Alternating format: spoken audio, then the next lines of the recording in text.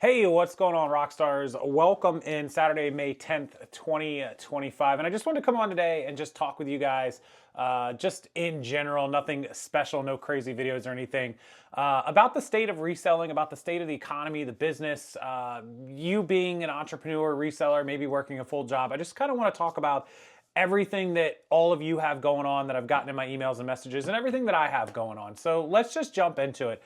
A lot of people ask me, what is my current setup, current state and business model, day in the life, what am I doing? So essentially we are selling still on eBay, two accounts. I have a set of stuff that goes on one account and a set of stuff that goes on the other account that you guys have public knowledge and information of. It's linked below, you can always check it out. We're actually building that particular store up to sports cards and trading cards and postcards. You guys have seen me building that and buying collections. I recently purchased, and I'll put screenshots up while I talk. I recently purchased nearly a million sports cards. I bought like a 320,000 collection. I bought a 550,000 collection. I was like 870, and then I still have over 100,000 cards that I've acquired over the last year or two. So we have nearly a million cards. And the thing about sports cards are, even if you sell them for $2 and $3, which sounds obscene, right? You got 69 cents in shipping from eBay's standard card shipping. If you don't know what that is, Google it. And then you got about 40 to 50 cents in a fee, give or take. So you're around $1.05 to $1.10 is the break even. Sometimes $1.15, it just depends. So even if the card sells for $3, you make $1.80, right? Or $1.85 or whatever it amounts to. And mostly my averages are a little higher on the lower end cards. My cost of goods is a penny.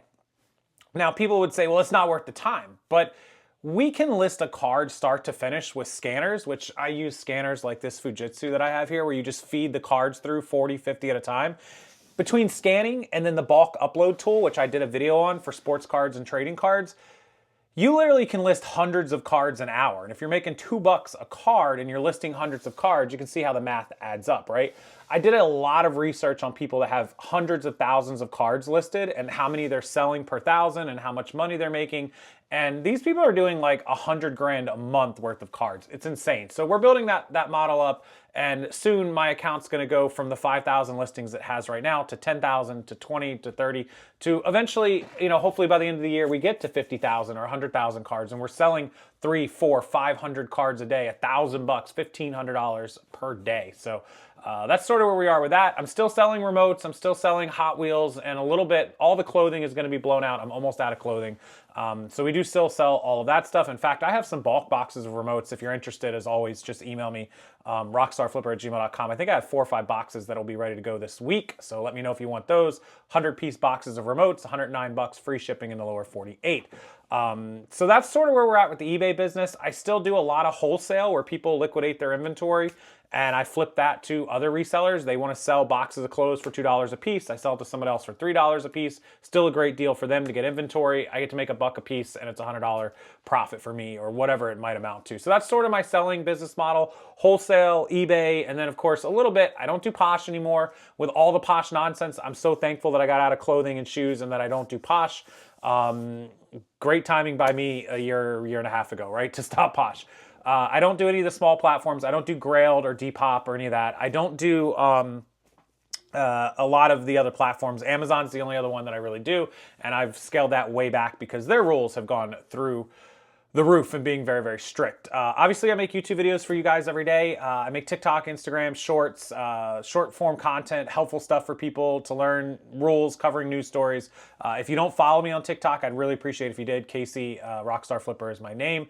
And then I have the listing service, Ecommercelisters and E-commerce Fulfillment Center, which I am partners on with Tim. You guys probably know Tim, my business partner, and a lot of stuff. And I turned over the reins and control early or late last year, like after the summer, heading into third/fourth quarter last year, I turned over that fulfillment center to Tim. So he runs that show, and I'm the face of it. I'm still here with you guys. I help with customer service and the face of it in the marketing and advertising and all that. If you need listings made or you want to store your inventory, your eBay inventory, similar to Amazon's FBA Center, on eBay, we have that you guys can store that in. And if anything you ever need help with or questions, or you want to know more about a service or a product, or you want to ask me about a platform or a policy change or anything that you have an issue with, rockstarflipper@gmail.com is my email, 7 days a week. I answer everything myself. I try to get to everyone within 24 hours. I try to get there faster. I check my emails like 3-4 times a day. I check them in the morning, I clear them all out, I go to work, and then sometime in the afternoon, once I'm done doing some work, I'll check them again and make sure they're all clear, and then I'll check them again at night before I go to bed. So that's typically it. I'll get to your email right away. I don't charge for that. Like, if you want to donate, that's great. I get people that ask me to send me PayPal or Venmo or Cash App donations all the time. I appreciate that. You don't have to, though. I try to, keep that up and make sure I answer everyone's questions, because I don't want anyone to be out there freaking out about something. If you do send me an email, I'll try to keep it short, to the point, so I can get to as many as possible, because I do get a lot. And I can answer your questions quicker and get you an answer. If you write me a whole book and a story about your life and all that, I appreciate it, but it makes it hard. It takes me a lot of time to read through that, and then I got to figure out what you're asking, and then I can't get to other people. So that's sort of my routine with that. And I love doing it. I love helping everybody. I love being a part of the emails and the community. Speaking of, recently I have a Facebook group. It has almost 167,000 people in it, Thrifter Reseller World. Facebook disabled it. What happened was, I posted a link to a YouTube video that I made, my video, not spam, nothing like that. And the video was about PayPal doing a contest where they're giving away $10 million, which is completely legitimate. They're giving away $1,000 to 100 people every single day for like 100 days, whatever it is.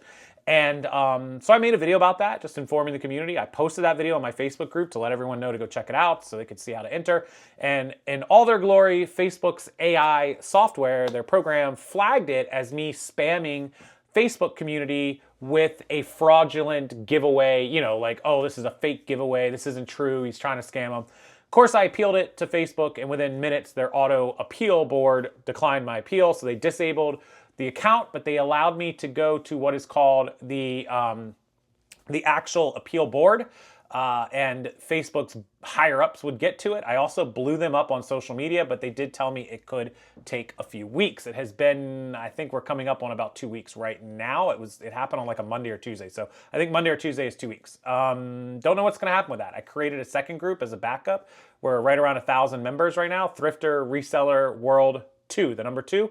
It's linked below. Go join it. It's free. Network, learn from other people, hang out, ask questions, share stuff, all that sort of things. The only thing we don't really allow from members is we don't allow the members of the group to sell stuff or self-promote, advertise, because if one person does it, thousands of other people will end up doing it, and then we just have a spam group, right? So we keep that all out of there. I do share my videos and stuff that I have available because it's my stuff, and I know that it's legitimate and it's not scamming. That's the other problem. If I let people sell stuff, or I let people promote their services, they certainly could be scammers that could slide through, and then they'll scam the group members, and people would blame me. Like, it was my fault that I let them in and let them do it because I didn't vet them. I don't have a way to vet every single person if there's thousands of people, right? So that's why we keep the group exactly like we do. And we'll build this new group up if Facebook doesn't give me the old group back, which I'm not holding my breath. I'm hoping, I'm praying, but if they don't, we'll build this group back up to tens of thousands and hundreds of thousands of members as well. So make sure you go share it out with your friends, your family, your other group members, your social media. Let them know to join Thrifter Reseller World. And I will be taking on some admins this time. Hopefully we'll get a couple of good admins in there, and everything will be Gucci and good going forward. I know not to post anything about giveaways, I guess, because Facebook's AI is stupid. You always ask me why I hate AI. That's why I hate AI, because it's far from perfect. It's stupid sometimes. Anyhow, that's another story for another day. I recently adopted another dog. Those of you that know me know that I've always had dogs. Both of our little dogs in the last 3-4 years, and then a year and a half, 2 years ago, both of them passed, and we were without a dog for like 9 or 10 months. It's the longest period of my life that I've ever been without a dog. Growing up, my parents had a English Cocker Spaniel, a black and white female English Cocker Spaniel, when I was a child. And that dog didn't pass away until I was like 19 years old. I'm kid you not. Then my mom got 2 toy poodles, a Maltese and a Chihuahua, and they all lived to be like 18 and 17. I'm not kidding. They all live forever. If you want a dog, let my mom pick that dog out. It will live forever. She's very good at it. She now has another Maltese that's like 2 years old. So we finally, we went to a place about an hour in Central Florida close to Orlando, and they're a rescue, a breeder, a a licensed person. They're very well in the community, in with AKC. They handle all of the stuff for them. They do rescues, they do all the stuff, and they handle Old English sheepdogs. I know it's a very interesting breed. It's different. It's here. Turns out they don't shed. It was something that we were interested in, was something that doesn't shed, something that's super friendly with children and other dogs, which they are. They're very hyper. They're very high key, high strung, hyper dogs, but they're super loyal. They're super friendly. They don't bite. They don't do anything crazy. And they're smart, but they're stubborn. He's trained. He's potty trained quick, but we got him as a puppy, right? We got him 10 weeks old, 12 weeks old, and he's now 7 months and a week old, and he's just super high strung. He's as calm and nice as can be with us, but out in public and out with other dogs and people, he's just bouncing off the walls. We've had him since mid-December 24, so January, February, March, April, coming into May. So we had him about 4.5 months, 5 months. He was already 2 months when we got him, so he was about to be 6.5, 7 months old.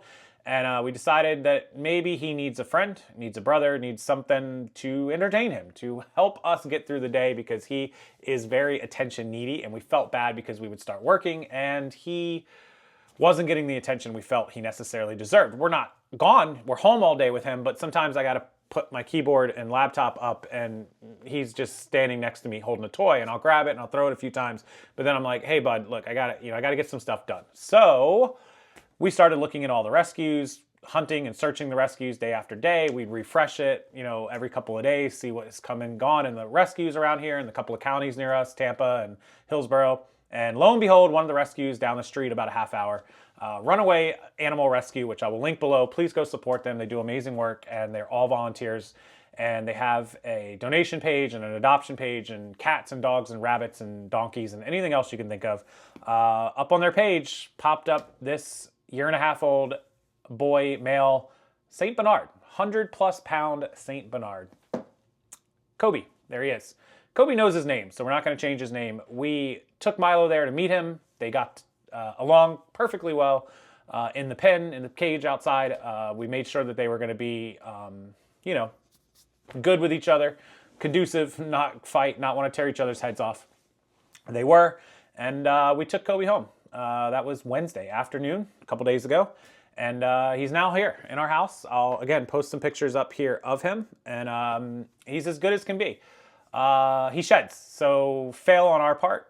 Milo doesn't, he does, but it's okay. We'll deal with it. We've got Dysons and RoboVax and all that stuff, so we'll deal with his hair. He's as sweet as can be, fully potty trained, fully trained, 1.5 years old. Took him to the vet yesterday, his first visit. He's up. They had all his shots, microchip, everything done with him. He needed one updated shot, so we got that for him. He's all good. Got him some heartworm and flea and tick medicine. Make sure that he is preventative on all of that. It's super important here in Florida if you're not familiar with it. Flea and tick season can get bad, especially the sand fleas, so we do the flea and tick medicine, and the heartworm, of course, is something you always want to prevent. One thing I learned about big dog breeds, and especially not just all large dog breeds, but large dogs that are long and have like those long stomachs. Great Danes are the poster child. St. Bernards, Doberman Pinschers, Greyhounds, Whippets, Weimaraners, and some long golden retrievers, and also Basset Hounds, believe it or not, because of their body setup. They are susceptible to a condition called GDV, which is known as bloat. And essentially what happens is their stomachs, because of the way they're built, can slosh back and forth, especially when they eat a big meal or they drink a ton of water or they inhale a lot of air. If they're outside playing and they're sucking air, it will fill up their stomach with that fluid or with that air or with that meal, and it bloats their stomach. And once their stomach is bloated and gets a lot of volume to it, it can slosh. And if it sloshes too hard one way or the other, if they're running, it can actually twist. It can flip up and twist. And when it does that, it stops the blood flow to the rest of their organs, to their body, up and down. And their organs will begin to shut down, and it can happen in a matter of hours. And so if you have a dog like that and they get bloated, you have to calm them down. You have to get them to stop so that they won't slosh and flip that stomach, because if it happens, they have to go to the vet immediately for surgery to be cut and have their stomach untwisted, or they will die. And that's just period. It only takes a few hours to happen, and you have to notice it. If you go to sleep and you fall asleep and you wake up, your dog won't be with you anymore. And Great Danes are very, very susceptible to this, and apparently St. Bernards are a close second. Old English Sheepdogs, it can happen, but they're much rarer. Same with Bassets and all those. But like Dobermans are susceptible to it a little bit, and some Goldens and those other dogs. But definitely Great Danes, the poster child, and St. Bernards and second behind them. So there is a preventative measure. It's called a gastropexy, and so and they can do it with a scope. They go in and they basically put some sutures down the edge of the stomach lining to secure the stomach from being able to twist. It sutures it in, it's perfectly safe, and it stops it 99% of the time. So we are considering doing that since he's a year and a half, and it happens more to older dogs when they get to be 3, 4, 5 years old, so we want to get it done soon so that that does not happen. You got to look for a swollen stomach, and they can't lay down. There's a lot of signs you can pick it out, but you got to be awake, you got to be home with them, you got to be keeping an eye, like really paying attention. And then when they eat, you don't want them to go outside and run around. Like, you want them to eat, digest their food for an hour or two. If they drink a lot of water, you want them to stop. If they go outside and run around a lot and then come in and drink a lot of water, they need to relax. If they're sucking air, you need to calm them down. There's a lot of things that you can do to prevent it. Some people say the slow feeders, like you don't want them to inhale their food too fast. Some people say raised dog food versus not raised dog food. That's like a 50-50. Everyone argues over it. But it's interesting. Something I learned about big dogs that I didn't know when we adopt him. Unfortunately, that preventative surgery is around $2,500. So could be a little expense I have to pay, but it is what it is. He's a cool dog, and hopefully everything goes well. We don't have to worry about that. So that's where we're at with life. Still living in Florida, still living on the lagoon. If you don't know that I live in a lagoon neighborhood north of Tampa, just everything normal, working, making money, paying the bills, trying to save, put stuff away. I don't pay much attention to the economy, the politics. We know about it. We know about tariffs. We know about President Trump. We know about the tariff wars. We know about the cost of goods, the cost of groceries. We talk about it in a lot of videos here on this channel. And I really don't, I try to block it out of my mind. Like, I have a list of bills, I have a total, I have a spreadsheet, and then I have a list of streams of income and how much they make me. And I just work on each one and getting it to as much as possible, making sure that it pays those bills and that we have the money left over to do what we need to do and buy groceries. And if I see that there's some months that are down, I'll just work harder because I just know that I'm gonna have to dig into my accounts to make up the loss. Or if I'm up one month, I'll shove more of that away. So just budgeting, just being financially smart, doing what you have to do, knowing when you're making money, knowing when you're not making money, knowing when things are up and down so you can work harder, knowing when you can spend less because it was a down month, just, investing back in yourself, all things that you really should pay attention to when you're an entrepreneur and a business owner. You got to track those numbers. So the fastest way that I would recommend, My Reseller Genie is fantastic for your day-to-day bookkeeping, accounting. I'll post that link down below if you want to sign up with them for 15% off. I also do my own internal accounting. So essentially what I do is I'll keep a spreadsheet. And so the spreadsheet shows how much is in my bank accounts, how much I have coming in from certain payments. Like I have an eBay payment coming in for $200. I have a PayPal payment coming in for $150, a Venmo for $100. And so I have a running balance, almost like an old school checkbook. I know exactly what my balance of money is. And then I'll put like 2 weeks of bills or 4 weeks of bills. Like on the 1st, my mortgage is due. On the 2nd, my electric is due. On the 3rd, my car payment is due. And so I'll have all that in and it'll say, for example, my balances are 40 grand and the bills due for the next month are 9,000 or 8,000 or whatever, right? And so my new running total is I have a $32,000 surplus or whatever it might be, right?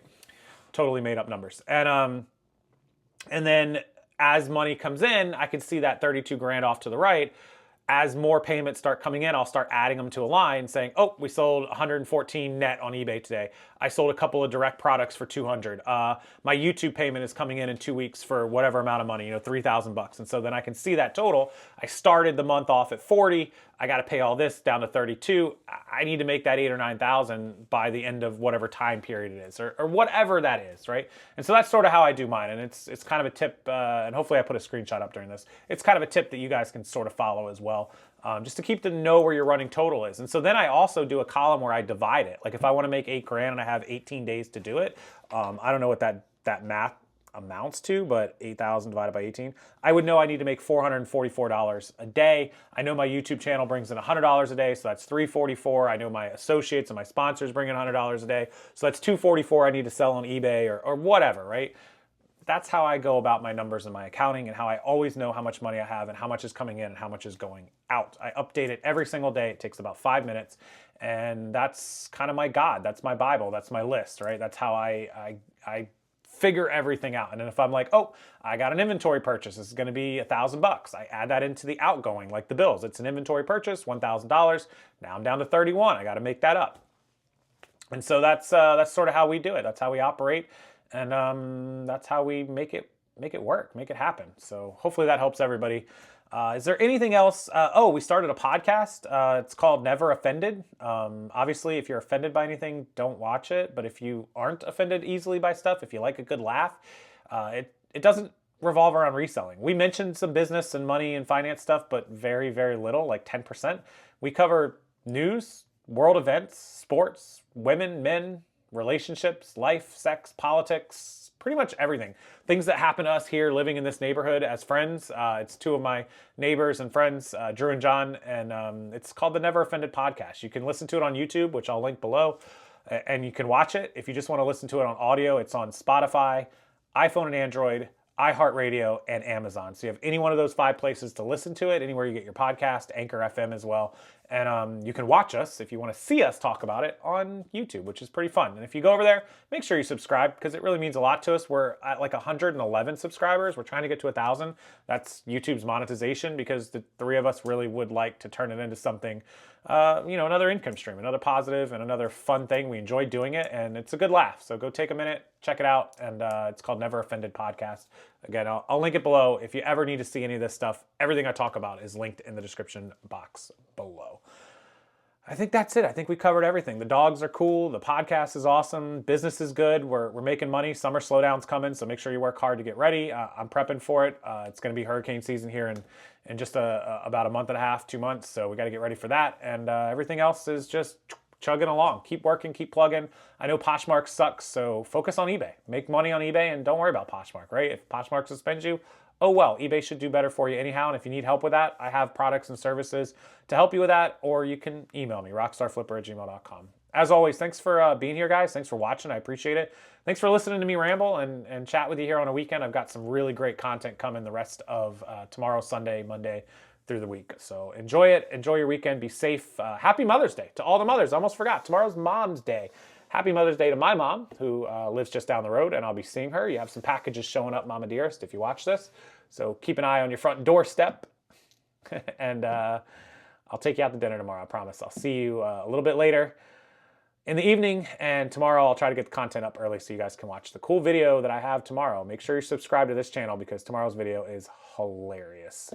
As always, enjoy your evening. Hit that like button, sub to the channel, and I'll see you next time.